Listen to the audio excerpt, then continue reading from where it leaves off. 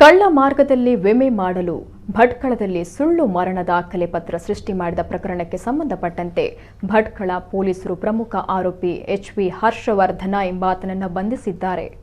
ಆರೋಪಿಯನ್ನ body warrant ಮೇಲೆ Mysuru central ಜೈಲಿನಿಂದ ಕರೆತಂದು ಶನಿವಾರ ಭಟ್ಕಳ ನ್ಯಾಯಾಲಯಕ್ಕೆ ಹಾಜರುಪಡಿಸಲಾಯಿತು. ಆರೋಪಿಯನ್ನ 10 ದಿನಗಳ ಕಾಲ ತಮ್ಮ ವಶಕ್ಕೆ ನೀಡುವಂತೆ ಪೊಲೀಸರು ವಿನಂತಿಸಿಕೊಂಡಿದ್ದು, ನ್ಯಾಯಾಧೀಶರು ಮಾತ್ರ 7 ದಿನಗಳ ಅವಧಿಗೆ ಪೊಲೀಸ್ ಕಸ್ಟಡಿಗೆ ಒಪ್ಪಿಸಿದ್ದಾರೆ.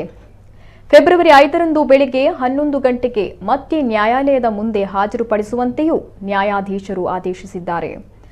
ಆರೋಪಿ ವಿರುದ್ಧ ಐಪಿಸಿ ಸೆಕ್ಷನ್ 465, 468, 471, RW 120B ಪ್ರಕರಣವನ್ನು ದಾಖಲಿಸಿ ತನಿಖೆ ನಡೆಸಲು ನ್ಯಾಯಾಲಯ ಅನುಮತಿ ನೀಡಿದೆ.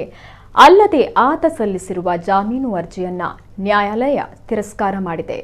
ಸುಳ್ಳು ಮರಣ ದಾಖಲೆ ಪ್ರಕರಣವನ್ನು ಗಂಭೀರವಾಗಿ ಪರಿಗಣಿಸಿರುವ ಪೊಲೀಸರು ತನಿಖೆಯನ್ನು ತೀವ್ರಗೊಳಿಸಿದ್ದು, ನ್ಯಾಯಾಲಯ ಆದೇಶ ನೀಡುತ್ತಾ ಇದ್ದಂತೆ ಹರ್ಷವರ್ಧನನನ್ನ ಭಟ್ಕಳ ಪಟ್ಟಣದಿಂದ ಹೊರಗೆ ಕರೆದುಕೊಂಡು ಹೋಗಿ ವಿಚಾರಣೆಯನ್ನ ಆರಂಭಿಸಿದ್ದಾರೆ.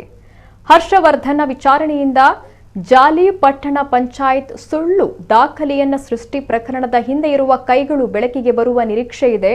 ಭಟ್ಕಳ ಶಹರ ಪೊಲೀಸ್ ಠಾಣೆಯಲ್ಲಿ ಪ್ರಕರಣ ದಾಖಲಾಗಿದ್ದು, ತನಿಖೆಯಿಂದ ಹೆಚ್ಚಿನ ವಿಚಾರ ಬೆಳಕಿಗೆ ಬರಲಿದೆ.